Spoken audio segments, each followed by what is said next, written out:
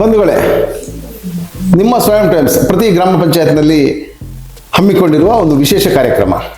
ಪ್ರತಿ ಗ್ರಾಮ ಪಂಚಾಯತ್ಗಳಲ್ಲಿ ಏನೆಲ್ಲ ಅಭಿವೃದ್ಧಿ ಆಗ್ತಿದೆ, ಅಲ್ಲಿಯ ಸಮಸ್ಯೆಗಳೇನು, ಜೊತೆಗೆ ಅಲ್ಲಿಯ ಪ್ರವಾಸೋದ್ಯಮ ಯಾವ ರೀತಿಯಲ್ಲಿದೆ, ಇದರ ನಿಟ್ಟಿನಲ್ಲಿ ಒಂದು ವಿಶೇಷ ಸಂದರ್ಶನವನ್ನು ನಾವು ಹಮ್ಮಿಕೊಂಡಿದ್ದೇವೆ. ಗ್ರಾಮ ಪಂಚಾಯತ್ ಚುನಾವಣೆ ಇನ್ನೇನು ಕೆಲವೇ ದಿನಗಳಲ್ಲಿ ಬರಲಿಕ್ಕಿದೆ.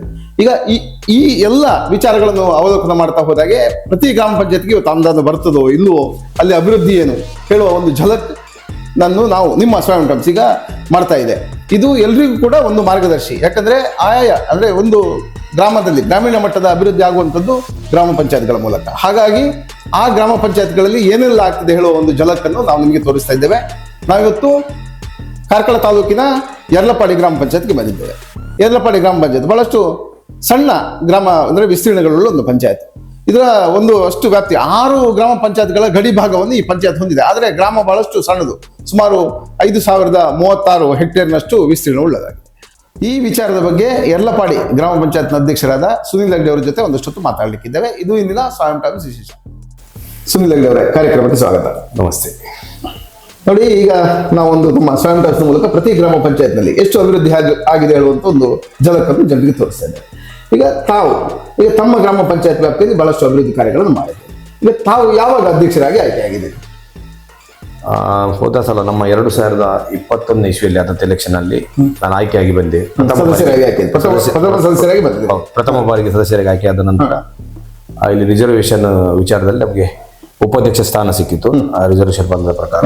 ಆಮೇಲೆ 2 ವರ್ಷ ಟರ್ಮ್ ಮುಗಿದ ಮೇಲೆ ಜನರಲ್ ರಿಸರ್ವೇಶನ್ ಬಂದ ಕಾರಣದಿಂದ 2023 ಆಗಸ್ಟ್ನಲ್ಲಿ ನಾನು ಅಧ್ಯಕ್ಷನಾಗಿ ಇಲ್ಲಿ ಆಯ್ಕೆ ಆದೆ. ಆಮೇಲೆ ಕಾರ್ಯನಿರ್ವಹಣೆ ಎಲ್ಲ ಮಾಡ್ತಾ ಇದ್ದೇವೆ. ಈಗ ಒಟ್ಟಾಗಿ ಅದೇ ಫಸ್ಟ್ ಟರ್ಮ್ ಅಲ್ಲಿ ಪ್ರಥಮ 2.5 ವರ್ಷದಲ್ಲಿ ಉಪಾಧ್ಯಕ್ಷ, ನಂತರದ 2.5 ವರ್ಷದಲ್ಲಿ ಅಧ್ಯಕ್ಷರಾಗಿ ಸಿಕ್ಕಿದ್ದು ನನ್ನ ಪುಣ್ಯ ಅಂತ ಹೇಳ್ತೇನೆ. ಯಾರಿಗೂ ಕೂಡ ಇಂಥ ಭಾಗ್ಯ ಸಿಗ್ಲಿಕ್ಕಿಲ್ಲ. ಬಹಳಷ್ಟು ಮಂದಿ ಒಂದು ಚುನಾವಣೆ ಆದಾಗ ನನಗೆ ಅಧ್ಯಕ್ಷ ಸಿಗ್ತದೋ ಉಪಾಧ್ಯಕ್ಷ ಸಿಗ್ತದೋ ಅಂತ ಕಾಯ್ತಾರೆ. ಒಂದಷ್ಟು ಜಿದ್ದಾಜಿದ್ದಿ ಕೂಡ ಆಗ್ತದೆ. ಆದ್ರೆ ನಿಮಗೆ ಪ್ರಥಮ ಸ್ಪರ್ಧೆಯಲ್ಲಿ ಸಿಕ್ಕಿದೆ, ಅದು ಒಂದು ಭಾಗ್ಯವೇ ಒಂದು ರೀತಿಯಲ್ಲಿ. ಹೌದು, ಇಲ್ಲಿ ಏನಂದ್ರೆ ಎಲ್ಲರೂ ಕೂಡ ಇರುವುದಂದ್ರೆ ಒಂದೇ ಪಕ್ಷದ ಬೆಂಬಲಿತರೇ ಇರುವಂತದ್ದು. ಅದರಲ್ಲಿ ಒಂದು ಚೂರು ಮನಸ್ತಾಪ ಇದ್ದವರು ಕೂಡ ಕಡೆಗೆಲ್ಲ ಸರಿಯಾಗಿ ಮಾಡ್ಕೊಂಡಿದ್ದಾರೆ. ಅದು ಕೂಡ ವಿರೋಧ ಅನ್ನೋದು ಇತ್ತು, ಪಕ್ಷದ ಒಳಗಡೆ ಕೂಡ ವಿರೋಧ ಇತ್ತು, ರಾಜಕೀಯ ಅಂದ ಮೇಲೆ ಬರ್ತದೆ. ಆದ್ರೂ ಕೂಡ ನಮ್ದು ಏನೋ ಒಂದು ಪುಣ್ಯ ಅಂತ ಹೇಳ್ಬೋದು, ಒಂದು ಭಾಗ್ಯ ಅಂತ ಹೇಳ್ಬೋದು. ಆದ್ರೆ ಇವತ್ತು ಎಲ್ಲ 12 ಜನ ಏನು ಸದಸ್ಯರಿದ್ದಾರೆ ಆಡಳಿತ ಮಂಡಳಿಯಲ್ಲಿ, ಎಲ್ಲರೂ ಒಳ್ಳೆಯ ರೀತಿಯ ಸಹಕಾರವನ್ನು ಕೊಡ್ತಾ ಇದ್ದಾರೆ. ಒಳ್ಳೆಯ ರೀತಿಯಲ್ಲಿ ಪಂಚಾಯತಿನ ಕಾರ್ಯಚಟುವಟಿಕೆಗಳಾಗಿರ್ಬೋದು, ಅಭಿವೃದ್ಧಿ ಕಾರ್ಯಗಳು ಒಳ್ಳೆ ರೀತಿ ಮಾಡ್ಲಿಕ್ಕೆ ಎಲ್ಲರೂ ಸಹಕಾರವನ್ನು ಕೊಡ್ತಾ ಇದ್ದಾರೆ. ಎಷ್ಟು ವಾರ್ಡ್ ಎಷ್ಟಿದೆ ಈ ಗ್ರಾಮದಲ್ಲಿ? ಇದರಲ್ಲಿ ಒಟ್ಟಿಗೆ 5 ವಾರ್ಡ್ ಇದೆ. ಯಾವುದೆಲ್ಲ ವಾರ್ಡ್ಗಳು? ಒಂದು ಗರಡಿ, ಹೆಪ್ಪಳ, ಗೋವಿಂದೂರು, ಜಾರ್ಕಳ, ಶಾಂತಿಗಿರಿ ಅಂತ 5 ವಾರ್ಡ್ಗಳಿವೆ. ಸದಸ್ಯರುಗಳು ಒಂದೊಂದು ವಾರ್ಡ್ ಅಲ್ಲಿ 2 ಜನ ಸದಸ್ಯರು. ಈಗ ಗೋವಿಂದೂರು ವಾರ್ಡ್ ಅಲ್ಲಿ 4 ಜನ ಸದಸ್ಯರು. ಅಂದ್ರೆ ಅದು ಅಲ್ಲಿ ವೋಟರ್ಸ್ ಜಾಸ್ತಿ ಇದ್ರೂ ಕೂಡ ಅದು 2 ಡಿವೈಡ್ ಆಗಿ ಮಾಡಲಿಲ್ಲ. ಎಷ್ಟು 1290 ಚಿಲ್ಲರೆ ವೋಟರ್ಸ್ ಇದ್ದಾರೆ ಒಂದೇ ವಾರ್ಡ್. ಅಲ್ಲಿ 4 ಮೆಂಬರ್ಸ್. ಇನ್ನು ಹೆಪ್ಪಳ ವಾರ್ಡ್ಗೆ 4 ಮೆಂಬರ್ಸ್. ಒಂದು ನಾನೇ, ಸುನಿಲ್ ಹೆಗ್ಡೆ, ಮತ್ತೊಂದು ಸುಮತಿ ಹೆಗ್ಡೆ, ರಾಜೇಶ್ ಸಪಲಿಗ, ಮತ್ತೆ ಪ್ರಮೀಳಾ ಪೂಜಾರಿ ಅಂತ. ಆಮೇಲೆ ಬಂದ್ರೆ ನಮ್ಮ ಗರಡಿ ವಾರ್ಡ್ ಹರೀಶ್ ದೇವಾಡಿಗ ಮತ್ತೆ ರುಕ್ಮಿಣಿ ಅಂತ ಇದ್ದಾರೆ. ಆಮೇಲೆ ಹೆಪ್ಪಳ ವಾರ್ಡ್ 2 ಮೆಂಬರ್ಸ್ ಇದ್ದಾರೆ. ಅದರಲ್ಲಿ ಒಂದು ಹರಿಪ್ರಸಾದ್ ನಾಯ್ಕ್ ಮತ್ತೊಂದು ಲೀಲಾ ನಾಯ್ಕ್ ಅಂತ. ಅವರು ಒಂದು 5-6 ತಿಂಗಳು ಹಿಂದೆ ಒಂದು ಸ್ವಲ್ಪ ಆರೋಗ್ಯ ಸಮಸ್ಯೆಯಿಂದ ಎಕ್ಸ್ಪೈರ್ಡ್ ಆದ್ರು. ನೆಕ್ಸ್ಟ್ ನಮ್ಮ ಜಾರ್ಕಳದಲ್ಲಿ ವಸಂತ ಕುಲಾಲ್ ಮತ್ತೆ ರೇಖಾ ಅವರಿದ್ದಾರೆ, ಉಪಾಧ್ಯಕ್ಷರು. ರೇಖಾ ಮೆಂಬರ್ಸ್ ಇದು ಸದಸ್ಯರಿಗೆ ಇದ್ದಾರೆ. ಹಾಗೆ ಇನ್ನೊಂದು ಶಾಂತಿಗಿರಿ, ಮನ್ಮತೆ ಮತ್ತು ರಜನಿ ಅಂತ. ಒಟ್ಟಾಗಿ ಅದೇ 12 ಜನದಲ್ಲಿ ಒಂದು 6 ತಿಂಗಳು ಹಿಂದೆ ಲೀಲಾ ನಾಯ್ಕ್ ಅವರು ಎಕ್ಸ್ಪೈರ್ ಆದ್ರೆ ಈಗ 11 ಜನರ ಒಟ್ಟಿಗೆ ನಾವು ಮಾಡ್ತಾ ಇದ್ದೇವೆ. ನೋಡಿ, ತಾವು ಉಪಾಧ್ಯಕ್ಷರಾಗಿದ್ದ ಸಂದರ್ಭ ಒಂದಷ್ಟು ಅಂದ್ರೆ ಆಗ ಶಾಸಕರು ಬಹಳಷ್ಟು ಅನುದಾನ ತಂದಿದ್ರು. ತಾವು ಅಧ್ಯಕ್ಷರಾದ ಬಳಿಕ ಅವರು ಸಚಿವರು ಕೂಡ ಆಗಿದ್ರು ಶಾಸಕರು. ಈಗ ಇಲ್ಲಿ ಎಷ್ಟೆಲ್ಲ ಅನುದಾನ ಬಂದಿದೆ? ಅದೇ ನಾನು ಇವಾಗ ಅನಿಸ್ತಾ ಇದೆ ನಮ್ಗೆ, ಯಾಕಂದ್ರೆ ಇದು ಅಧ್ಯಕ್ಷ ಸ್ವಲ್ಪ ಬ್ಯಾಡ್ ಟೈಮ್ ಏನ ಅಂತ. ಯಾಕಂದ್ರೆ ನಾನು ಉಪಾಧ್ಯಕ್ಷ ಟರ್ಮ್ ಅಲ್ಲಿ ಉಪಾಧ್ಯಕ್ಷ ಆಗಿ ಇರುವಾಗ ರಾಜ್ಯದಲ್ಲಿ ಬಿಜೆಪಿ ನೇತೃತ್ವ ರಾಜ್ಯ ಸರ್ಕಾರ ಇತ್ತು. ಆ ಸಂದರ್ಭದಲ್ಲಿ ಅನುದಾನಗಳಿಗೆ ಯಾವುದೇ ರೀತಿಯ ಕೊರತೆ ಇರಲಿಲ್ಲ. ಅದು ನಿಮ್ಮ ರಸ್ತೆ ಅಭಿವೃದ್ಧಿಯಿಂದ ಹಿಡಿದು ಶಾಲೆಗಳಿಗೆ ಕೊಡುವಂತ ಅನುದಾನ ಆಗಿರ್ಲಿ, ಇನ್ನಿತರ ಯಾವುದೇ ರೀತಿಯ ಅನುದಾನಗಳಿಗೆ ನಮ್ಗೆ ಯಾವುದೇ ಕೊರತೆ ಇರಲಿಲ್ಲ. ಮಾನ್ಯ ಶಾಸಕರಾದ ಸುನೀಲ್ ಕುಮಾರ್ ಅವರು ಸಚಿವರಾಗಿದ್ದ ಸಂದರ್ಭದಲ್ಲಿ ಬಹಳಷ್ಟು ಅಭಿವೃದ್ಧಿ ಕಾರ್ಯಗಳು ಈ ಗ್ರಾಮದಲ್ಲಿ ಆಗಿವೆ. ಇವತ್ತು ನಾವು ಏನು ಇಲ್ಲಿಂದ ಬೈಲೂರಿಂದ ಹಿರ್ಗಾನ ತನಕದ ರಸ್ತೆ ಏನಿದೆ 13 ಕೋಟಿ ಅನುದಾನದಲ್ಲಿ ಆದಂಥದ್ದು. ಅದಲ್ಲದೆ ನಮ್ಮ ಗೋವಿಂದೂರು ವಾರ್ಡ್ನ ಒಂದು ಮುಖ್ಯ ರಸ್ತೆ ಬಹಳ ಕಾಲದ ಒಂದು ಬೇಡಿಕೆ ಆಗಿದ್ದಂಥದ್ದು, ಒಂದು 2 ಕೋಟಿಯಲ್ಲಿ ಒಂದು ಅಭಿವೃದ್ಧಿ ಆಗಿರ್ಬೋದು. ಅಲ್ಲದೆ ಗ್ರಾಮೀಣ ರಸ್ತೆಗಳು ಕಾಂಕ್ರೀಟೀಕರಣಗೊಂಡದಂತ ಸಾಧಾರಣ ಮಟ್ಟಿಗೆ ಜಾರ್ಕಳ, ಗೋವಿಂದೂರು, ನಮ್ಮ ಹೆಪ್ಪಳ, ಗರಡಿ ಈ ಭಾಗ, ಈ ಅರ್ಬಿ ಭಾಗಗಳು ಈ ಎಲ್ಲ ಸೇರಿಕೊಂಡು ಸಾಧಾರಣ ಒಂದು 5-5.5 ಕೋಟಿಯ ಕಾಂಕ್ರೀಟ್ ರಸ್ತೆಗಳೇ ಹೌದು, ಆಗಿವೆ. ಆ ಸಂದರ್ಭದಲ್ಲಿ ಅವಲೋಕನ ಮಾಡಿದ್ರೆ ಬಹಳಷ್ಟು ಕಾಂಕ್ರೀಟ್ ರಸ್ತೆಗಳೇ ಹೆಚ್ಚಿತ್ತಾಗ. ಹೌದು ಹೌದು ಹೌದು ಹೌದು, ಬಹಳಷ್ಟು ಅನುದಾನ ಬಂದಿತ್ತು. ಹೌದು ಬಂದಿತ್ತು. ಇವತ್ತು ಏನಂದ್ರೆ ಆವಾಗ ನಮ್ಮ ಈಗ ಯರ್ಲಪಾಡಿ ಗ್ರಾಮಕ್ಕೆ ಬಂದ್ರೆ 2 ಕಿರಿಯ ಪ್ರಾಥಮಿಕ ಶಾಲೆ ಗವರ್ಮೆಂಟ್ ಸರ್ಕಾರಿ ಇದೆ, ಮತ್ತೊಂದು ಸಂಯುಕ್ತ ಪ್ರೌಢಶಾಲೆ ಯರ್ಲಪಾಡಿ ಅಂತ ಇದೆ. ಇಲ್ಲಿಗೂ ಕೂಡ ಅನುದಾನಗಳನ್ನು ಕೊಟ್ಟಿದ್ದಾರೆ ನಮ್ಮ ಸುನೀಲ್ ಕುಮಾರ್ ಅವರು ಇರುವಾಗ. ಇವತ್ತು ಪರಿಸ್ಥಿತಿ ಹೇಗೆ ಆಗಿದೆ ಅಂದ್ರೆ ಪಂಚಾಯತ್ನಿಂದ ನಮಗೆ ಬರುವಂತದ್ದು ಸಣ್ಣ ಪಂಚಾಯತ್, ನೀವು ಹೇಳಿದ ಹಾಗೆ ಗ್ರಾಮೀಣ ಭಾಗದಲ್ಲಿರುವಂತದ್ದು ಯಾವುದೇ, ಇಲ್ಲಿ ನಮಗೆ ಇರುವಂತದ್ದು 8 ಅಂಗಡಿ ಕೋಣೆಗಳು ಮಾತ್ರ. 8 ಅಂಗಡಿ ಕೋಣೆಗಳ ಬಾಡಿಗೆ ಮತ್ತೊಂದು 2 ಕ್ಯಾಶ್ಯೂ ಫ್ಯಾಕ್ಟರಿಗಳಿವೆ. ಇದರದ್ದು ಬಿಟ್ರೆ ಬೇರೆ ನಮಗೆ ಯಾವುದೇ ಆದಾಯ ಇಲ್ಲ ಇಲ್ಲಿ. ಮತ್ತೆ ತೆರಿಗೆ, ನಮ್ಮ ಬಿಲ್ಸ್ ಮತ್ತೆ ಏನೆಲ್ಲ ತಗೊಳ್ತೇವೆ ಅದು ಮಾತ್ರ ಬಿಟ್ರೆ ಬೇರೆ ಯಾವುದೇ ರೀತಿಯ ನಮಗೆ ಇನ್ಕಮ್ ಇಲ್ಲ ಇಲ್ಲಿ. 25 ಲಕ್ಷ ರೂಪಾಯಿ 15th ಫೈನಾನ್ಸ್ ಅಲ್ಲಿ ಬರ್ತದೆ. ಅದರಲ್ಲಿ ನಾವು ಗೈಡ್ಲೈನ್ಸ್ ಪ್ರಕಾರ ಮಾಡಿದ್ರೆ ದೊಡ್ಡ ಕಾಮಗಾರಿಗಳನ್ನು ಏನು ಮಾಡ್ಲಿಕ್ಕೆ ಅದರಲ್ಲಿ ಸಾಧ್ಯ ಆಗುದಿಲ್ಲ. ಮತ್ತೊಂದು ನಮ್ಮ ಉದ್ಯೋಗ ಖಾತ್ರಿ ಕೇಂದ್ರ ಸರ್ಕಾರದ್ದು, ಅದನ್ನು ಕೂಡ ವೈಯಕ್ತಿಕ ಮತ್ತು ಸಮುದಾಯ ಈ ರೀತಿಯಲ್ಲಿ ಹೊಂದಿಸಿಕೊಂಡೆಲ್ಲ ಮಾಡ್ತಾ ಇದ್ದೇವೆ. ಬಿಟ್ರೆ ಇವತ್ತು ಸರ್ಕಾರದಿಂದ ಯಾವುದೇ ರೀತಿಯ ಸಹಕಾರ ಇಲ್ಲ. ಗ್ರಾಮದ ಅಭಿವೃದ್ಧಿ ಬಗೆಗಿನ ಯಾವುದೇ ಸಹಕಾರ ಇಲ್ಲ. ಇವತ್ತು ಗ್ರಾಮದಲ್ಲಿ ಸಂಪನ್ಮೂಲಗಳು ಇರ್ಬೋದು, ಅದು ನಿಮ್ಮ ಗಣಿಗಾರಿಕೆ ವಿಚಾರ ಇರ್ಬೋದು, ಮರಳು ಇರ್ಬೋದು. ನಾವು ಕೂಡ ಮರಳಿನ ಬಗ್ಗೆ ಈ ನಮ್ಮ ಗ್ರಾಮದ ಜನರಿಗೆ ಅನುಕೂಲ ಆಗ್ಬೇಕಂತ ನಾವು ಮೈನ್ಸ್ಗೆ ಕೂಡ ನಾವು ಒಂದು ಲೆಟರ್ ಹಾಕಿದ್ದೆವು. ಯಾಕಂದ್ರೆ ನಮ್ಗೊಂದು 2 ಪಾಯಿಂಟ್ ಮಾಡಿ ಕೊಡ್ಬೇಕು, ಇಲ್ಲಿಯ ಜನಜೀವನಕ್ಕೆ ಅವರಿಗೆ ವ್ಯವಸ್ಥೆ ಮಾಡಿ ಕೊಡ್ಬೇಕು ಅಂತ. ಆದ್ರೆ ಅವ್ರ ಹತ್ರ ಯಾವುದೇ ಆ ರೀತಿಯ ಯಾವುದೇ ಇದು ಇಲ್ಲ ಕಾಣ್ತದೆ. ನಿಜವಾಗಿ ನಮ್ಮ ಅಭಿಪ್ರಾಯ ಏನಂದ್ರೆ ಈ ಗ್ರಾಮಕ್ಕೆ ಸಂಬಂಧಪಟ್ಟ ಸಂಪನ್ಮೂಲಗಳನ್ನು ಪಂಚಾಯತ್ ಸುಪರ್ದಿಗೆ ತಂದ್ರೆ ಖಂಡಿತವಾಗಿಯೂ ಗ್ರಾಮದ ಅಭಿವೃದ್ಧಿ ಆಗ್ತದೆ. ಖಂಡಿತವಾಗಿ ಅದು ಪಾದೆಗದ್ದು ನಮ್ಮ ಈ ಕಲ್ಲಿನ ಗಣಿಗಾರಿಕೆ ಇರ್ಬೋದು, ಹೊಯ್ಗೆದಿರ್ಬೋದು, ಪಂಚಾಯತ್ ಸುಪರ್ದಿಗೆ ಕೊಟ್ರೆ ಖಂಡಿತವಾಗಿ ಆ ಇನ್ಕಮ್ ಅನ್ನು ಪಂಚಾಯತ್ ಮುಖಾಂತರ ಬಂದ್ರೆ ಆ ಇನ್ಕಮ್ ನಾಳೆ ಗ್ರಾಮ ಸುಭಿಕ್ಷೆ ಆಗುವುದರಲ್ಲಿ ಯಾವುದೇ ಸಂದೇಹವಿಲ್ಲ ಅಂತ. ಅದೇ ಹೆಚ್ಚಿದಷ್ಟು ಅಭಿವೃದ್ಧಿ ಮಾಡ್ಲಿಕ್ಕೆ ಆಗುತ್ತೆ ಖಂಡಿತ. ಅದೇ ಇದು 2.5 ವರ್ಷದಲ್ಲಿ ಯಾವುದೇ ಒಂದೇ ಒಂದು ರಸ್ತೆಗೆ 1 ಮೀಟರ್ ರಸ್ತೆ ಕೂಡ ಅನುದಾನ ಇಲ್ಲ. ಒಂದು ಮೋರಿಗೂ ಅನುದಾನ. ಜನ ಈಗ ನೋಡಿ, ರಸ್ತೆ ಗುಂಡಿ ಬಿದ್ದಾಗ ಜನಗಳು ಕೇಳುವಂಥದ್ದು ಸಹಜ. ಈಗ ನಿಮ್ಮಲ್ಲಿ ಕೇಳಿದಾಗ ಏನು ಉತ್ತರ ಕೊಡ್ತಿದ್ರು ನಾವು? ಖಂಡಿತ ಅದೇ ನಾವು ಸರ್ಕಾರದ ಮೇಲೆ ಹಾಕಬೇಕಾಗ್ತದೆ. ಈ ಗುಂಡಿ ಮುಚ್ಚುವಂಥದ್ದು ದೊಡ್ಡ ದೊಡ್ಡ ಕಾಮಗಾರಿಗಳು, ಈಗ ಪ್ಯಾಚ್ ವರ್ಕ್ ಅಂತ ಹೇಳೋದು, ಒಂದು 100 ಮೀಟರ್ ಪ್ಯಾಚ್ ವರ್ಕ್ ಮಾಡಬೇಕಾದ್ರೆ ಒಂದು 5 ಲಕ್ಷ ರೂಪಾಯಿ ದುಡ್ಡು ಬೇಕು. ಅದಕ್ಕೆ ಅಷ್ಟು ಇಡ್ಲಿಕ್ಕೆ ನಮ್ಮ ಹತ್ರ ಸಾಧ್ಯ ಇಲ್ಲ. ಪಂಚಾಯತ್ನಲ್ಲಿ ಆ ಫಂಡ್ಸ್ ಇಲ್ಲ, ಅಷ್ಟು ಇನ್ಕಮ್ ಇಲ್ಲ. ಆದ್ರೂ ನಾವು ಏನಾಗಬೇಕು, ನೇರವಾಗಿ ಸರ್ಕಾರವನ್ನೇ ನಾವು ಹೊಣೆ ಮಾಡಬೇಕಾಗ್ತದೆ. ಇದು ಯಾವುದೇ ಆಗಿರ್ಲಿ, ರಾಜಕೀಯ ಇದೆಲ್ಲವನ್ನು ಬದಿಗಿಟ್ಟು ಯಾವುದೇ ಒಂದು ಸುಭದ್ರ ಸರ್ಕಾರ ಆಗಿರ್ಲಿ, ನಾಳೆ ಸ್ಥಳೀಯ ಪಂಚಾಯತ್ ಗ್ರಾಮ ಪಂಚಾಯತ್ ಅಧಿಕಾರಿ ಬಂದ್ರು ಪಕ್ಷಾತೀತವಾಗಿ ಜನಗಳಿಗೆ, ಜನಸಾಮಾನ್ಯರಿಗೆ ಅಭಿವೃದ್ಧಿ ವಿಚಾರದಲ್ಲಿ ಯಾವುದೇ ತಾರತಮ್ಯ ಮಾಡದೆ ನಾವು ಕೆಲಸ ಮಾಡೋದು ನಮ್ಮ ಕರ್ತವ್ಯ. ಇವತ್ತು ಸರ್ಕಾರವು ಕೂಡ ಈ ರೀತಿಯಲ್ಲಿ ಎಲ್ಲ ಪಂಚಾಯತ್ಗಳಿಗೆ, ಅದು ನಿಮ್ಮ ಯರ್ಲಪಾಡಿದಂತಲ್ಲ, ಎಲ್ಲ ಕಡೆದ್ದು ಕೂಡ ಯಾವ ಪಂಚಾಯತ್ಗಳಿಗೂ ಅನುದಾನ ಇಲ್ಲ. ಇಡೀ ಸ್ಟೇಟ್ ಲೆವೆಲ್ ನೋಡಿದ್ರು ಖಂಡಿತ ಇದು ಸರಿಯಾಗಬೇಕು. ಹೀಗೆ ಮಾಡಿದ್ರೆ ನಾವು ಆಯ್ಕೆ ಮಾಡಿ ಕಳಿಸಿದ್ದಾರೆ ನಮ್ಮನ್ನು, ಇನ್ನೊಂದು 2-3 ತಿಂಗಳು ಅವಧಿ ಉಂಟು, ಅದು ಮುಗಿತದೆ, ಪುನಃ ಸ್ಟಾರ್ಟ್ ಆಗ್ತದೆ. ನಾವು ಕೂಡ ಜನಗಳಲ್ಲಿಗೆ ಹೋಗ್ಬೇಕು. ನಾವು ಏನು ಮಾಡಿದ್ದಾರೆ ಅಂತ ಕೇಳಿದ್ರೆ ನೇರವಾಗಿ ನಾವು ಸರ್ಕಾರನೇ ಹೊಣೆ ಮಾಡಬೇಕಾಗ್ತದೆ. ಆದ್ರೂ ಇಲ್ಲಿ ಯಾವುದೇ ಅಭಿವೃದ್ಧಿ ಕೆಲಸ ಇಲ್ಲದಿದ್ದಾಗ ಪ್ರಪ್ರಥಮ ಬಾರಿಗೆ ಅವರು ಜನಸಾಮಾನ್ಯರು ಬಂದು ಕೇಳುವುದು ಪಂಚಾಯತ್ ಸದಸ್ಯರನ್ನ. ಯಾವುದೇ MLA ಇದ್ದಲ್ಲಿಗೆ ಹೋಗುದಿಲ್ಲ, MP ಇದ್ದಲ್ಲಿಗೆ ಹೋಗುದಿಲ್ಲ, ಅಲ್ಲ CM ಇದ್ದಲ್ಲಿಗೆ ಹೋಗುದಿಲ್ಲ. ಖಂಡಿತವಾಗಿ ಸಿಗುವವರು ನಾವೇ. ನಾವು ಆ ಬೈಗುಳವು ಕೇಳಬೇಕಾಗ್ತದೆ, ನಾವು ಅದಕ್ಕೆ ಬೇಕಂತ ಸ್ಪಷ್ಟನೆ ಕೊಡ್ಬೇಕಾಗ್ತದೆ. ಯಾವುದೇ ನಾವು ಸುಳ್ಳು ಹೇಳುವಂತ ವಿಚಾರ ಇರ್ಲಿಲ್ಲ, ಯಾವ್ದು ವಾಸ್ತವ ಇದೆ ನಾವು ಹೇಳ್ಬೇಕೇ ಆಗ್ತದೆ. ನಾಳೆ BJP ಇರ್ಲಿ, ಕಾಂಗ್ರೆಸ್ ಇರ್ಲಿ, ಅಭಿವೃದ್ಧಿಯ ವಿಚಾರ ಬಂದಾಗ ನಾವು ಅದನ್ನು ನೇರವಾಗಿ ಹೇಳುವಂಥದ್ದು ನಮ್ಮ ಒಂದು ಗುಣ. ಹಾಗಾಗಿ 2.5 ವರ್ಷದಲ್ಲಿ, ಕಳೆದ 2 ವರ್ಷಗಳು ನಾನು ಅಧ್ಯಕ್ಷ ಆದ ನಂತರ ಸರ್ಕಾರದಿಂದ ಯಾವುದೇ ಅನುದಾನ ಇಲ್ಲ. ಅದನ್ನು ಬಿಟ್ಟರೆ ಕೇಂದ್ರ ಸರ್ಕಾರದಿಂದ ನಮ್ಮ ಆರೋಗ್ಯ ಕ್ಷೇಮ ಕೇಂದ್ರಕ್ಕೊಂದು 65 ಲಕ್ಷ ರೂಪಾಯಿ ನೂತನ ಕಟ್ಟಡಕ್ಕೆ, ಇಲ್ಲಿ ಬದಿಯಲ್ಲಿ BSc ಕೇಂದ್ರ ಇದೆ ನಮ್ದು ಆರೋಗ್ಯ ಕ್ಷೇಮ ಕೇಂದ್ರ, ಅದಕ್ಕೊಂದು 65 ಲಕ್ಷ ನೂತನ ಬಿಲ್ಡಿಂಗ್ ಸ್ಯಾಂಕ್ಷನ್ ಆಗಿ ಟೆಂಡರ್ಗೆ ಹೋಗಿದೆ. ಅದು ಕೇಂದ್ರ ಸರ್ಕಾರದ ಒಂದು ಅನುದಾನ ಅಂತ ಒಂದು ಬಂದ ಅನುದಾನ.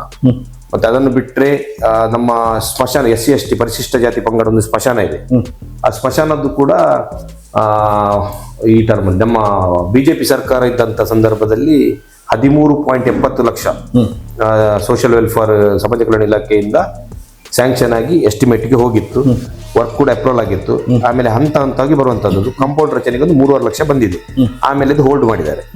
ಇವಾಗ ನಾನು ಅದಕ್ಕೆ ನಮಗೆ ಸ್ಮಶಾನದ ವಿಚಾರ ಬಂದಾಗ ಯಾರೇ ಆಗಲಿ ನಾವು ಇಲ್ಲಿ ಬೈಲೂರನ್ನೇ ಅವಲಂಬಿತರಾಗಬೇಕು. ಏನು 10-12 ಕಿಲೋಮೀಟರ್ ಇಂದ ನಾವು ಅಂತ ಪರಿಸ್ಥಿತಿಯಲ್ಲಿ ಈ ಅಂತಿಮ ಸಂಸ್ಕಾರಕ್ಕೆ ನಾವು ಇಲ್ಲಿಗೆ ಬರಬೇಕು. ನೀರೇ ಗ್ರಾಮ ಪಂಚಾಯತ್ ವ್ಯಾಪ್ತಿಯ ಸ್ಮಶಾನಕ್ಕೆ ಬೈಲೂರಿಗೆ ಬಾರಿ ದೂರ ಆಗ್ತದೆ. ಒಳ್ಳೆ ವಿಚಾರ ಅದು. ಪಂಚಾಯತಿನ ಜಾಗ ಕಾಯ್ದಿರಿಸಿ ಮಾಡಿದ್ದೇವೆ. ಅದು ಬಂದ ಅನುದಾನವನ್ನು ತಡೆ ಹಿಡಿದಿದ್ದಾರೆ. 3.5 ಲಕ್ಷ ಏನು ಇದೆ ಅದರ ಕೆಲಸ ಕಂಪೌಂಡ್ ರಚನೆ ಆಗಿದೆ. ಮೊನ್ನೆ ಕೂಡ ಈಗ ಜನಗಳ ಹಿತದೃಷ್ಟಿಯಿಂದ ನಾವು ಧರ್ಮಸ್ಥಳ ಕ್ಷೇತ್ರಕ್ಕೆ ಒಂದು ಮನವಿ ಮಾಡಿಕೊಂಡು ಆ ಯೋಜನೆಯಿಂದ ನಮಗೆ ಸಿಲಿಕಾನ್ ಚಾಂಬರ್ ವ್ಯವಸ್ಥೆಯನ್ನು ಕೂಡ ಮಾಡಿಕೊಟ್ಟಿದ್ದಾರೆ. ಸದ್ಯದಲ್ಲಿ ಲೋಕಾರ್ಪಣೆ ಕೂಡ ಆಗಿಕೊಂಡು ಖಂಡಿತವಾಗಿಯೂ ಇಂತಹ ಈ ಸ್ಮಶಾನದಾಗಿರ್ಬೋದು, ಆರೋಗ್ಯಕ್ಕೆ ಸಂಬಂಧಪಟ್ಟದಾಗಿರ್ಬೋದು, ಮೂಲಭೂತ ಸೌಕರ್ಯದ ಇಂಥದಕ್ಕಾದ್ರೂ ಸರ್ಕಾರ ಆದಷ್ಟು ಬೇಗ ಎಚ್ಚೆತ್ತುಕೊಂಡು ಸರ್ಕಾರ ಇದರ ಬಗ್ಗೆ ಪಂಚಾಯತ್ ಜೊತೆ ಸಹಕರಿಸಬೇಕು, ಅನುದಾನಗಳನ್ನೆಲ್ಲ ಕೊಡ್ಲಿಕ್ಕೆ ಸ್ಟಾರ್ಟ್ ಮಾಡಬೇಕು, ಸಹಕರಿಸಬೇಕು ಅಂತ ವಿನಂತಿ ಮಾಡ್ತೇನೆ ನಾನು. ಒಳ್ಳೆ ಮನವಿ ತಮ್ಮದು. ಖಂಡಿತ. ಬೇರೆ ಯಾವುದು ಅಭಿವೃದ್ಧಿ ಕಾಮಗಾರಿಗಳಿವೆ? ಬೇರೆ ಒಂದು ಪ್ರಮುಖವಾಗಿ ಅಂದ್ರೆ ಕುಡಿಯುವ ನೀರಿನಲ್ಲಿ ನಮ್ಮ ಸೆಂಟ್ರಲ್ ಗವರ್ಮೆಂಟ್ ಇದ್ದು ಕೇಂದ್ರ ಸರ್ಕಾರದ ಜಲ್ ಜೀವನ್ ಮಿಷನ್ ಅಂತ ಒಂದು ಯೋಜನೆ ಬಂದದ್ದು. ಸಾಧಾರಣ ಮಟ್ಟಿಗೆ ಮನೆ ಮನೆಗೆ ಕುಡಿಯುವ ನೀರು ವ್ಯವಸ್ಥೆಯಲ್ಲಿ ನಾವು ಒಂದು 3,97,00,000 ಇಲ್ಲಿ ಆಕ್ಷನ್ ಪ್ಲಾನ್ ಏನಾಗಿತ್ತು ಅದನ್ನು ಸಂಪೂರ್ಣವಾಗಿ ಎಲ್ಲ ಫಿನಿಶ್ ಮಾಡಿಕೊಂಡು ಇವತ್ತು ಅದು ಕೂಡ ಹ್ಯಾಂಡ್ ಓವರ್ ಕೂಡ ಆಗಿದೆ.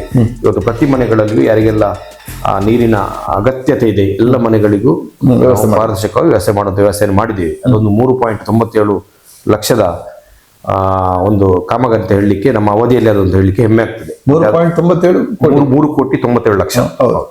ಆಮೇಲೆ ಇವತ್ತು ನೀರಿನ ಟ್ಯಾಂಕ್ ವಿಚಾರದಲ್ಲಿ ಕೂಡ ಹಾಗೆ ವಾರಾಯಿ ಎನ್ನುವಂತ ಒಂದು ಯೋಜನೆ ಬರ್ತಾ ಉಂಟು, ಮಲ್ಟಿಪರ್ಪಸ್ ವಿಲೇಜ್ ಯೋಜನೆ. ವಾರಾಯಿ ಯೋಜನೆಯಲ್ಲಿ ಕೂಡ ಅಲ್ಲಲ್ಲಿ ಟ್ಯಾಂಕ್ಗಳಾಗ್ತವೆ. ಗೋವಿಂದೂರಲ್ಲಿ 2 ಟ್ಯಾಂಕ್, ಹೆಪ್ಪಳದಲ್ಲಿ 1 ಟ್ಯಾಂಕ್ ನಿರ್ಮಾಣ ಆಗಿದೆ. JJM ಯೋಜನೆಯ ಆಗುತ್ತಿರುವಾಗ ಅದರ ಅಡಿಯಲ್ಲಿ ಕೂಡ 2 ಟ್ಯಾಂಕ್ಗಳು, ಒಂದು ಜಾರ್ಕಳದಲ್ಲಿ, ಒಂದು ಕಜಿಕೆಗುಡ್ಡೆ ಇಲ್ಲಿ ಗರಡಿ ಹತ್ರ, ಅಲ್ಲಿ ಕೂಡ 2 ನೀರಿನ ಟ್ಯಾಂಕಿಗಳಾಗಿವೆ. ಮುಂದಿನ ಬರುವ ದಿನಗಳಲ್ಲಿ ವಾರಾಯಿ ಯೋಜನೆ ಏನು ಆಲೋಚನೆ ಮಾಡಿದ್ದೇವೆ ಅದೇ ರೀತಿಯಲ್ಲಿ ಅದು ಯಶಸ್ವಿಯಾಗಿ ಅನುಷ್ಠಾನ ಆದ್ರೆ ಖಂಡಿತವಾಗಿ ನೀರಿನ ಯಾವುದೇ ರೀತಿಯ ಕೊರತೆ ಬರುವುದಿಲ್ಲ. ಖಂಡಿತವಾಗಿ ಅದಕ್ಕೆ ಬೇಕಾದಂತ ಎಲ್ಲ ವ್ಯವಸ್ಥೆಯನ್ನು ಗ್ರಾಮದಲ್ಲಿ ಏನೆಲ್ಲ ಎಲ್ಲಿ ಪೈಪ್ ಲೈನ್ಗಳನ್ನ ಅಳವಡಿಸಬೇಕು, ಯಾವ ರೀತಿ ಎಲ್ಲೆಲ್ಲಿ ಟ್ಯಾಂಕಿ ಕಲೆಕ್ಷನ್ ಕೊಡುವಂತದ್ದು ಕೆಲಸಗಳೆಲ್ಲ ಆಗ್ತಾ ಇವೆ. ಖಂಡಿತವಾಗಿ ಇದೊಂದು ಒಳ್ಳೆಯ ಯೋಜನೆ. ಇದು ಸುಸೂತ್ರವಾಗಿ ಅನುಷ್ಠಾನಗೊಂಡ್ರೆ ನೀರಿಗೆ ಯಾವುದೇ ಕೊರತೆ ಇಲ್ಲ. ಮತ್ತೊಂದೇನಂದ್ರೆ ಜಾರ್ಕಳದಲ್ಲಿ ಅಂಗನವಾಡಿ ನೂತನವಾಗಿ ಉದ್ಯೋಗ ಖಾತ್ರಿ ಮತ್ತೆ ಪಂಚಾಯತ್, ತಾಲೂಕು ಪಂಚಾಯತ್ ಅನುದಾನ ಹಾಗೆ ಪಂಚಾಯತ್ ಅನುದಾನದೊಂದಿಗೆ ಎಲ್ಲ ಕನ್ವರ್ಜೆನ್ಸಿ ಒಗ್ಗೂಡಿಸುವಿಕೆ ಅನುದಾನದೊಂದಿಗೆ ಸುಮಾರು 13 ಲಕ್ಷ ವೆಚ್ಚದಲ್ಲಿ ಜಾರ್ಕಳ ಅಂಗನವಾಡಿ ಕೂಡ ನಿರ್ಮಾಣಗೊಂಡು ಇವತ್ತು ಹಸ್ತಾಂತರಕ್ಕೆ ರೆಡಿಯಾಗಿ ನಿಂತಿದೆ. ಅದು ಮುಂದಿನ ದಿನಗಳಲ್ಲಿ ಅದು ಇನ್ನೊಂದೇನಂದ್ರೆ ನಮ್ದು ನ್ಯಾಯಬೆಲೆ ಅಂಗಡಿ. ನ್ಯಾಯಬೆಲೆ ಅಂಗಡಿ ಮುಂಚೆ ಅವರು ಪ್ರೈವೇಟ್ ಅವ್ರು ನಡೆಸ್ತಾ ಇದ್ರು. ಅವ್ರ ಅವಧಿ ಮುಗಿದ ತಕ್ಷಣ ಅವ್ರು ಬಿಟ್ರು. ಆಮೇಲೆ ಇವತ್ತು ಸಾಧಾರಣ ನಮ್ಮ ಗೋವಿಂದೂರು ಮತ್ತೆ ಜಾರ್ಕಳ ವಾರ್ಡ್ನವರು ಬೈಲೂರಿಗೆ ಹೋದ್ರೆ ರೇಷನ್ ತರಲಿಕ್ಕೆ, ಇವತ್ತು ಹೆಪ್ಪಳ ಮತ್ತೆ ಗರಡಿ ಮತ್ತೆ ಈ ಸೈಡಿನ ಜನಗಳಿಗೆ ಒಂದು 900 ಕುಟುಂಬಗಳಿಗೆ ಇಲ್ಲೇ ವ್ಯವಸ್ಥೆ ಆಗ್ತಾ ಇತ್ತು ಅವ್ರು ಇರುವಾಗ, ಪ್ರೈವೇಟ್ ಅವ್ರು ಮಾಡ್ತಾ ಇರುವಾಗ.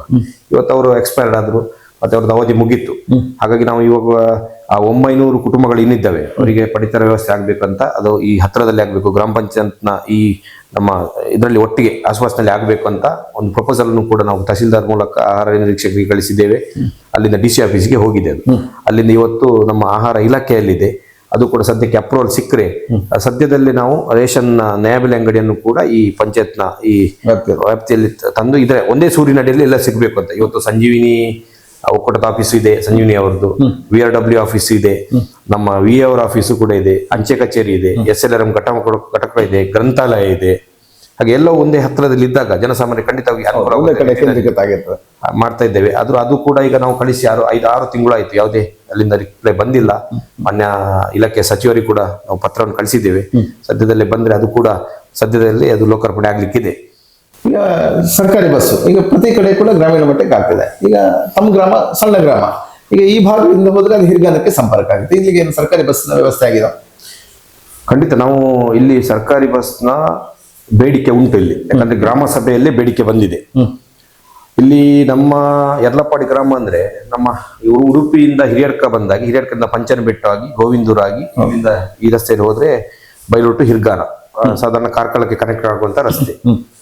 ಇದನ್ನೆಲ್ಲ ನಾವು ಮನಗಂಡು ನಮ್ಗೊಂದು ಸಾರ್ವಜನಿಕ ಅರ್ಜಿ ಬಂದಿತ್ತು. ಲಕ್ಷ್ಮೀ ಹೆಗಡೆ ಅಂತ, ಅವರು ಎಷ್ಟೋ ವರ್ಷಗಳಿಂದ ಹೋರಾಟ ಮಾಡ್ತಾ ಇದ್ದಾರೆ ಬಸ್ಸಿಗೋಸ್ಕರ. ಅವರು ನಿಮ್ಮ RTO ಆಫೀಸಿಗೆ ಹೋಗಿ ಅಲ್ಲೆಲ್ಲ ಮಾತಾಡಿ ಎಲ್ಲ ಒಳ್ಳೆ ರೀತಿಯ ಸಹಕಾರ ಕೂಡ ಕೊಟ್ಟಿದ್ದಾರೆ. ಅದು ಲಾಸ್ಟ್ ಟೈಮ್ ನಾವು ಗ್ರಾಮ ಸಭೆಯಲ್ಲಿ ಕೂಡ ಚರ್ಚೆ ಆದ ತಕ್ಷಣ ನಾವು ಇಲ್ಲಿಂದ ಪಂಚಾಯತಿಂದ ಏನು ಪ್ರೊಸೀಜರ್ ಮಾಡಿಕೊಂಡು ಅದರ ಪ್ರಕಾರ ನಾವು ಮನವಿಯನ್ನು ಕಳಿಸಿದ್ದೇವೆ.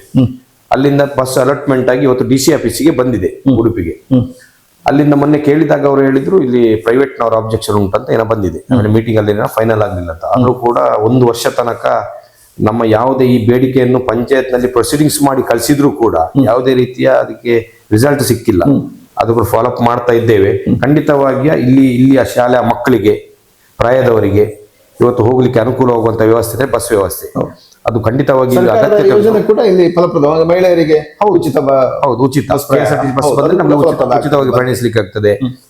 ಶಾಲಾ ಮಕ್ಕಳಿಗೆ ಅನುಕೂಲವಾಗ್ತದೆ. ಇಲ್ಲಿ ಪ್ರೈವೇಟ್ ಶಾಲೆ ಹೋಗುವವರು ಇದ್ದಾರೆ, ಗೌರ್ಮೆಂಟ್ ಶಾಲೆಗೆ ಹೋಗುವವರು ಇದ್ದಾರೆ, ಅವರಿಗೂ ಕೂಡ ಅನುಕೂಲವಾಗ್ತದೆ. ಆದಷ್ಟು ಬೇಗ ಇದಕ್ಕೂ ಕೂಡ ಯಾವುದೇ ರೀತಿಯ ಪ್ರತಿಕ್ರಿಯೆ ಬಂದಿಲ್ಲ. ಇದಕ್ಕೂ ಕೂಡ ಸಂಬಂಧಪಟ್ಟ ಇಲಾಖೆ ಇದನ್ನು ಸ್ವಲ್ಪ ಸೀರಿಯಸ್ ಆಗಿ ತಗೊಂಡು ಇದರ ಬಗ್ಗೆ ಪ್ರತಿಕ್ರಿಯಿಸಬೇಕು ಅಂತ ಅವರಲ್ಲಿ ಈ ಸಂದರ್ಭದಲ್ಲಿ ನಾನು ಆಗ್ರಹಿಸ್ತಾ ಇದ್ದೇನೆ.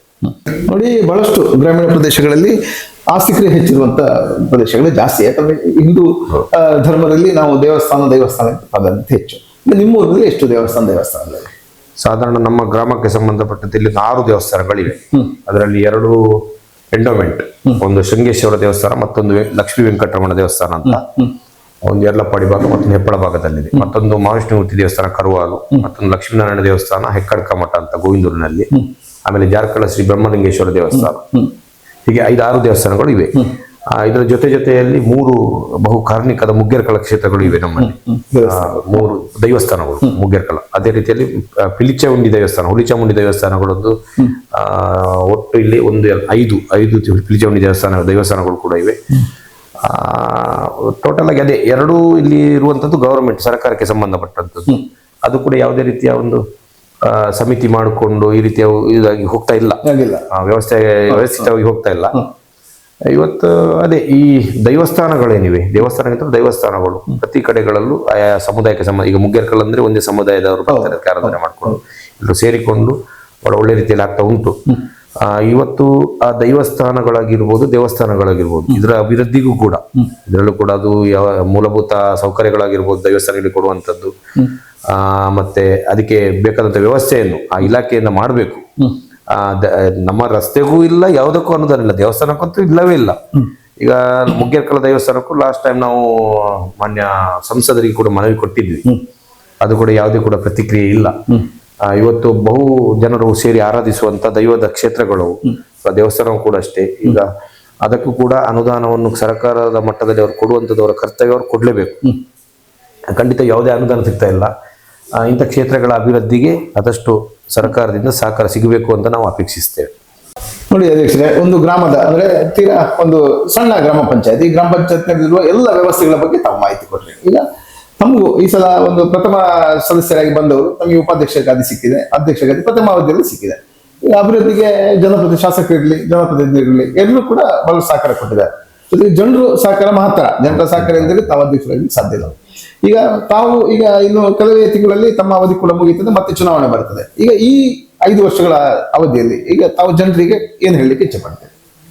ಖಂಡಿತ ಯಾವುದೋ ಒಂದು ಭರವಸೆಯನ್ನು ಇಟ್ಟುಕೊಂಡು, ನಮ್ಮ ಮೇಲೆ ಭರವಸೆಯನ್ನು ಇಟ್ಟುಕೊಂಡು ನಮ್ಮನ್ನು ಆಯ್ಕೆ ಮಾಡಿ ಗ್ರಾಮ ಪಂಚಾಯತ್ಗೆ ಪ್ರತಿನಿಧಿಯಾಗಿ ಕಳಿಸಿದ ತಕ್ಷಣ ನಾನು ಕಾರ್ಯಪ್ರವೃತ್ತನಾಗಿ 5 ವರ್ಷಗಳಲ್ಲಿ ನನ್ನಿಂದ ಸಾಮರ್ಥ್ಯ ಇರುವಷ್ಟು ಸಾಕಷ್ಟು ಕೆಲಸಗಳನ್ನು ಮಾಡುವಂತ ಪ್ರಾಮಾಣಿಕ ಪ್ರಯತ್ನವನ್ನು ನಾನು ಮಾಡಿದ್ದೇನೆ. ಇನ್ನು ಇವತ್ತು ಆಯ್ಕೆ ಮಾಡಿದಕ್ಕೆ ಯಾವುದೇ ಚ್ಯುತಿ ಬರದಂತೆ, ಆಡಳಿತ ವ್ಯವಸ್ಥೆಗೂ ಕೂಡ ಯಾವುದೇ ಚ್ಯುತಿ ಬರದಂತೆ, ಅಲ್ಲದೆ ಪಂಚಾಯತ್ನಲ್ಲಿರುವಂತಹ ಸಿಬ್ಬಂದಿಗಳಾಗಿರ್ಬೋದು, ನಮ್ಮ ಪಂಚಾಯತ್ ಅಭಿವೃದ್ಧಿ ಅಧಿಕಾರಿಗಳಾಗಿರ್ಬೋದು, ಯಾರು ಕೂಡ ಯಾವುದೇ ಜನಸಾಮಾನ್ಯರು ಬಂದಾಗ ಗೌರವದಿಂದ ನಡೆದುಕೊಳ್ಳು, ಅದೇ ರೀತಿ ಕಾರ್ಯಚಟುವಟಿಕೆಗಳು ಆದಷ್ಟು ಶೀಘ್ರವಾಗಿ ಯಾವುದೇ ಅರ್ಜಿಗಳು ಬಂದಾಗ ವಿಲೇವಾರಿ ಮಾಡುವಂತಹದ್ದಾಗಿರ್ಬೋದು, ನಮ್ಮ ಶಿಸ್ತು, ಅದೇ ರೀತಿ ನಡೆಯುವಂಥ ಸಭೆಗಳು ಎಲ್ಲದರಲ್ಲೂ ಕೂಡ ತುಂಬ ರೀತಿಯಲ್ಲಿ ನಮ್ಮ ಸಿಬ್ಬಂದಿಗಳು ಸಹಕರಿಸಿದ್ದಾರೆ, ಪಂಚಾಯತ್ ಸದಸ್ಯರುಗಳು ಸಹಕರಿಸಿದ್ದಾರೆ. ಅಲ್ಲದೆ ನಾವು ಇವತ್ತು ಅಧ್ಯಕ್ಷ ಸ್ಥಾನಕ್ಕೆ ಬರಬೇಕಾದ್ರೆ ಜನಗಳು ಮುಖ್ಯವಾಗಿ ಕಾರಣ. ಅವರ ಯಾವುದೇ ಭಾವನೆಗಳಿಗೆ ಅಲ್ಲದೆ ಅವರ ಯಾವುದೇ ಸಮಸ್ಯೆಗಳಿಗೆ ನಮ್ಮಿಂದ ಸಾಧ್ಯವಾದಷ್ಟು ಸ್ಪಂದಿಸುವಂಥ ಪ್ರಯತ್ನವನ್ನು ಮಾಡಿದ್ದೇವೆ. ಅಲ್ಲದೆ ಇಲಾಖೆಗಳಿಂದಾಗಲಿ, ನಮ್ಮ ಶಾಸಕರಿಂದಾಗಲಿ, ಸರ್ಕಾರದಿಂದಾಗಲಿ ಯಾವುದೇ ಇದರಿಂದಲೇ ಬರುವಂಥ ಅನುದಾನವನ್ನು ಇಡೀ ಗ್ರಾಮದ ಅಭಿವೃದ್ಧಿಗೆ, ಯಾವ ವಾರ್ಡ್ಗೆ ಯಾವುದೆಲ್ಲ ಅಗತ್ಯತೆ ಉಂಟು ಅಗತ್ಯತೆಗಳನ್ನು ನೋಡಿಕೊಂಡು ಪರಿಗಣನೆಯ ಮೇರೆಗೆ ಈ ಅಭಿವೃದ್ಧಿ ಕೆಲಸಗಳನ್ನು ಕಾರ್ಯಗಳನ್ನು ಮಾಡಿದ್ದೇವೆ. ಇದುವರೆಗೆ ನಮ್ಮ ಅವಧಿಯಲ್ಲಿ ನಮಗೆ ಅನುದಾನವನ್ನು ಕೊಟ್ಟು ಸಹಕರಿಸಿದಂಥ ಮನೆ ಶಾಸಕರಾದ ಶ್ರೀ ವಿ ಸುನೀಲ್ ಕುಮಾರ್ ಅವರು, ಅದೇ ರೀತಿಯಲ್ಲಿ ಜಿಲ್ಲಾ ಪಂಚಾಯತ್, ತಾಲೂಕು ಪಂಚಾಯತ್, ಇವರಿಗೂ ತಾಲೂಕು ಪಂಚಾಯತ್ ನಮ್ಮ ತಮ್ಮಲ್ಲಿ ತಾಲೂಕು ಪಂಚಾಯತ್ ಜಿಲ್ಲಾ ಪಂಚಾಯತ್ ಇರಲಿಲ್ಲ, ಆದರೂ ಕೂಡ ಬೇರೆ ಬೇರೆ ಇಲಾಖೆಗಳ ಅನುದಾನ ದೊರಕಿಸಿ ಕೊಟ್ಟವರಿಗೆ ಈ ಸಂದರ್ಭದಲ್ಲಿ ನಮಗೆ ಒಂದು ಸುಂದರ ಆಡಳಿತ ನೀಡಲಿಕ್ಕೆ ಕಾರಣರಂತ ಎಲ್ಲರಿಗೂ ಈ ಸಂದರ್ಭದಲ್ಲಿ ಅಭಿನಂದನೆಗಳು ಸಲ್ಲಿಸ್ತೇವೆ. ಬಂಧುಗಳೇ, ಇವತ್ತು ನಾವು ಯರ್ಲಪಾಡಿ ಗ್ರಾಮ ಪಂಚಾಯತ್ನ ಒಂದಷ್ಟು ಅಭಿವೃದ್ಧಿಯ ಝಲಕನ್ನು ತಮಗೆ ತೋರಿಸ್ತಾ ಇದ್ದೇವೆ. ಬಹಳಷ್ಟು ಮಂದಿ ಕೇಳ್ತಾರೆ, ಒಂದು ಕಡೆಯ ಅಭಿವೃದ್ಧಿಯ ವಿಚಾರಗಳು ಬಂದಾಗ ನೀವು ಅಲ್ಲಿಯ ಸಮಸ್ಯೆಗಳ ಬಗ್ಗೆ ಧ್ವನಿ ಎತ್ತಲಿಲ್ಲ ಅಂತ ಕೇಳ್ತಾರೆ. ನೋಡಿ, ಇದೊಂದು ಸಂಪೂರ್ಣ ಒಂದು ಅಭಿವೃದ್ಧಿ ಪರ ಆದ ಒಂದು ವಿಶೇಷ ಸಂಚಿಕೆ. ಯಾಕಂದ್ರೆ ಒಂದು ಗ್ರಾಮ ಅಭಿವೃದ್ಧಿ ಆಗಬೇಕಾದ್ರೆ, ಅಭಿವೃದ್ಧಿ ಆದ್ರೆ ಮಾತ್ರ ಆ ಗ್ರಾಮದಲ್ಲಿ ಎಲ್ಲರೂ ಕೂಡ ಒಂದು ಸಂತಸದಿಂದ ಇರಲಿಕ್ಕೆ ಸಾಧ್ಯ. ಸಮಸ್ಯೆಗಳು ಬಂದಾಗ ಅಲ್ಲಿ ಏನೆಲ್ಲ ಅನುದಾನ ಬೇಕು, ಅಲ್ಲಿ ಅಹವಾಲು ಏನು, ಅಲ್ಲಿ ಅಧ್ಯಕ್ಷರು ಏನು ಹೇಳ್ತಾರೆ, ಅಧ್ಯಕ್ಷರು ಹೇಳುವಂಥದ್ದು ಗ್ರಾಮದ ಪ್ರಥಮ ಪ್ರಜೆ. ಹಾಗಾಗಿ ಜನರೆಲ್ಲ ಸಮಸ್ಯೆಗಳನ್ನು ಪರಿಹರಿಸಬೇಕಾದ್ದು ಅವರ ಒಂದು ಆದ್ಯ ಕರ್ತವ್ಯ. ಆದರೆ ಅವರು ಸಮಸ್ಯೆ ಪರಿಹರಿಸಬೇಕಾದವರಿಗೆ ಅನುದಾನಗಳು ಬರದಿದ್ರೆ ಅವರು ಸಮಸ್ಯೆಯನ್ನು ಪರಿಹರಿಸಲಿಕ್ಕೆ ಆಗೋದಿಲ್ಲ. ಹಾಗಾಗಿ ನಾವು ಈ ಗ್ರಾಮ ಪಂಚಾಯತ್ ಅಂದ್ರೆ ಯರ್ಲಪಾಡಿ ಗ್ರಾಮ ಪಂಚಾಯತ್ ಅಧ್ಯಕ್ಷರ ಜೊತೆ ಒಂದಷ್ಟು ಹೊತ್ತು ವಿಚಾರ ವಿನಿಮಯಗಳನ್ನು ಮಾಡಿದ್ದೇವೆ. ಇನ್ನಷ್ಟು ವಿಚಾರಗಳನ್ನು ನಾವು ಬೇರೆ ಬೇರೆ ಪಂಚಾಯತ್ಗಳನ್ನು ಸಂದರ್ಶನ ಮಾಡಿ ಅಲ್ಲಿಯ ಸಮಸ್ಯೆಗಳೇನು, ಅಲ್ಲಿ ಅಭಿವೃದ್ಧಿ ಏನು, ಈ ಬಗ್ಗೆ ಒಂದಷ್ಟು ಮಾಹಿತಿಗಳನ್ನು ತಮಗೆ ತಿಳಿಸ್ತೇವೆ. ಇದು ಇಂದಿನ ಸ್ವಯಂ ಟೈಮ್ಸ್ ವಿಶೇಷ. ಇನ್ನೊಂದು ಸಂಚಿಕೆಯೊಂದಿಗೆ ಮತ್ತೊಮ್ಮೆ ಭೇಟಿಯಾಗೋಣ. ನಮಸ್ಕಾರ.